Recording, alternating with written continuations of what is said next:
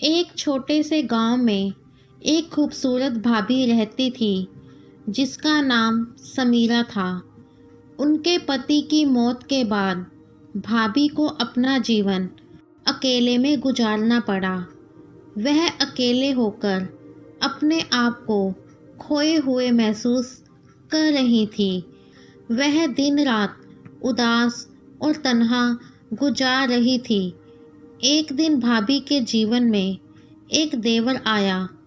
देवर उनके पति के छोटे भाई थे और वह उनकी मदद करना चाहते थे। भाभी ने देवर का स्वागत किया और उन्हें घर में बुलाया। देवर ने उनसे पूछा, भाभी जी, आप कैसे हैं? मैंने सुना है कि आपको बहुत कष्ट हो रहा है। कृपया मुझे बताएं कि मैं आपकी मदद कैसे कर सकता हूँ। भाभी ने देवर के सवाल पर अपने दुख की कहानी सुनाई। भाभी ने कहा कि उनकी तन्हाई और उदासी उन्हें तोड़ चुकी है और वह खुद को खोए हुए महसूस कर रही है। देवर ने भाभी के हाथ पकड़ते हुए कहा, भाभी जी, मैं आपको अकेलापन से बाहर लाने के लिए यहाँ हूँ। हम साथ मिलकर आपके पति की यादों को जीवित करेंगे और आपको खुश रखेंगे। देवर और भाभी ने एक दूसरे का हाथ पकड़ा और साथ में रोज के कामों में एक दूसरे की सहायता की।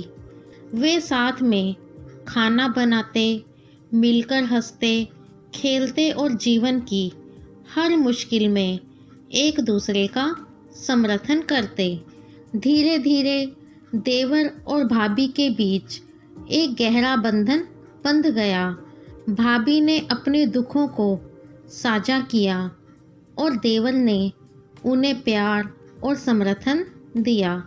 जीवन बदल गया। भाभी का दिल फिर से खुशी से भर गया। देवर ने उनके आत्मविश्वास को फिर से जगाया। एक दिन देवर और भाभी ने सोचा कि वे एक पिकनिक पर जाएंगे। यह उनके लिए खुशियों और यादें बनाने का एक अच्छा मौका था। उन्होंने एक सुंदर नदी के किनारे एक छोटी सी जगह चुनी। वे बास्केट में स्वादिष्ट खाने पीने की कुछ चीज़ें, एक चादर और कुछ खेलने के सामान भरकर ले गए। जब वे पहुँचे तो वे नदी के किनारे खुले मैदान में अपनी चादर बिछाकर बैठ गए। भाभी ने अपने हाथों से बनाए हुए स्नैक्स निकाले और वे दोनों खाने का मज़ा लेने लगे। देवर एक फ्लाइंग डिस्क लेकर आए थे और उन्होंने एक खेल आरंभ किया। वे फ्लाइंग डिस्क को एक दूसरे के पास फेंकते और हंसते हुए उसे पकड़ने की कोशिश करते रहे। ये छोटे छोटे खेल उन्हें खुशी और एकजुट होने का एहसास दिलाते थे। भाभी ने अपनी आवाज़ बुलंद करके कहा, देवर जी, आप जीत गए हैं। अब हमें कुछ और खेलने का मन नहीं है। देवर ने मुस्कान के साथ कहा, ठीक है भाभी जी, हमें यहाँ बैठे रहकर आराम करना चाहिए। वे चादर पर लेट गए और आसमान की तरफ देखने लगे।